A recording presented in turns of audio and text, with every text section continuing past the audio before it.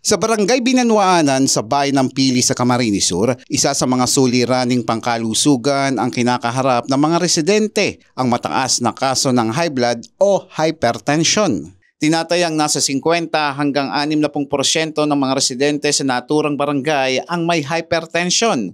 Isa sa nakakaalarmang bilang na banta sa kalusugan ng komunidad. Ayon kay Marites Barasina, barangay health worker sa nasabing barangay, hindi lamang matatanda ang nakakaranas nito kundi pati na rin ang mga mas bata. Mas marami.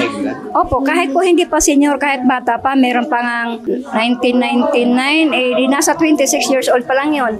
Pero po high blood na po yun. So ilang percent kaya ma'am sa tansya nyo dito sa barangay nyo? Ay naku, 50 bata. May high blood?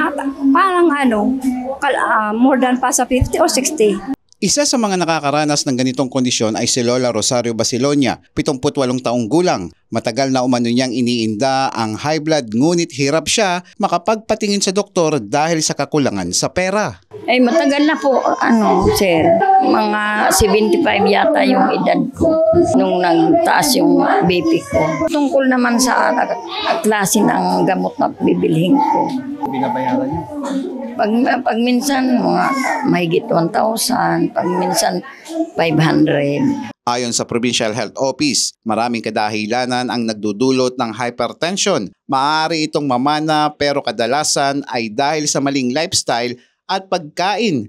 Kaya payo ng mga eksperto, regular na pagpapakonsulta at pag-eehersisyo. For those patients na diagnose na ng doktor nila with hypertension, mainam po na magpa-check up tayo sa nearest na mga clinics or hospitals for you to have medications na para sa kondisyon ninyo.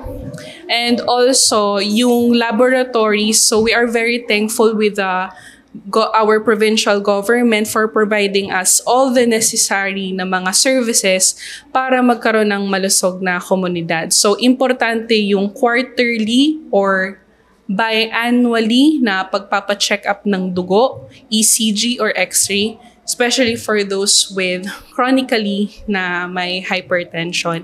And apart from that as well, yung pagkain. Number 1 yan. Lahat ng mga processed food, salty na mga pagkain, kailangan nating iwasan. Isa si Nanay Rosario sa mga nabenepisyohan at nahandugan ng libreng maintenance medicine sa lumalaking kaso ng high blood at iba pang sakit sa pamamagitan ng isa sa mga one-of-its-kind na medical asset ng KAMSOR ng Provincial Government Office, ang Hospital on Wheels sa Barangay Binanwaanan. Sa pangunguna ni Governor Elroy Villapuerte, kasama sa layunin ng programa na mailapit ang serbisyong medikal sa mga komunidad na hirap makarating sa mga ospital o paggamutan.